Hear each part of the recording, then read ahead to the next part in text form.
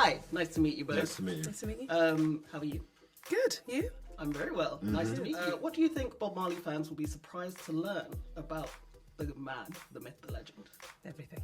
Yeah, everything was new to person. me. Yeah, the person, who Bob was as a person, and some of the struggles that he went through. I know some people don't even know Bob's half white, you know. So there's a lot of information in there that I now take for granted because I've spent so much time with him and the people who loved him and knew him that actually a lot of Bob's fans don't know a huge amount. And Ziggy would remind me of that sometimes because, you know, I would be like, do we need to do this or do we need to say that? And they're like, yeah, people don't know really basic things because Bob is, he's an idea, you know, for so many people. He's an image and we know the music, but really, now I remember the first 6 weeks of spending time with the family and going, this is all new information. I didn't actually know very much at all. So I think the audience are going to learn a lot. Excellent. I wanted to ask what was surprising for you guys to learn. Lashana, especially, is there anything about Rita that you were super like, oh, had no idea? That's so interesting to hear. Everything. I mean, I knew of her when I was younger. Being of Jamaican heritage, I knew that she was like, she just felt like the queen of Jamaica. It was just over there somewhere.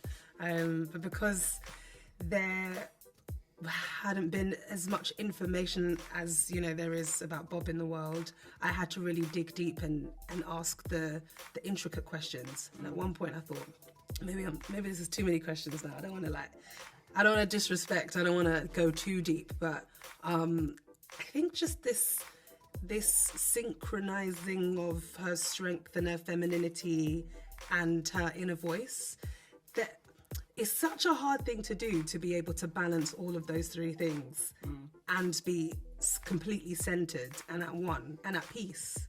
And she has it in this really, in like complete abundance, whereby when you sit with her, when you step into the room with her, you just feel it. And it's very rare that I step into a room and think, oh my gosh, this person just feels like just a spiritual being. She's very much so like, she feels like she feels to the end of her fingertips, and she is very present and throws things away very quickly. She's very, I don't know, there's just a poise that she has that isn't just upright, it's internal. And I tried my best to get some of that so that I could bring it to set, bring it to the script and make it make sense for me and for Kingsley's portrayal. So I guess her balancing of all of the things in order to be the empress that she is. It's so interesting that you say that because that definitely came across. You did it? Oh. Yeah. Okay, Yeah, cool. yeah, well done. You definitely did. Yeah, for sure. So you've already mentioned you're both of Caribbean descent. Do you remember the influence of Bob's music in your household? So Lashana, I know you've already said in an interview that he was a soundtrack to your childhood. Do you remember anything specific about Chores. Chores became fun.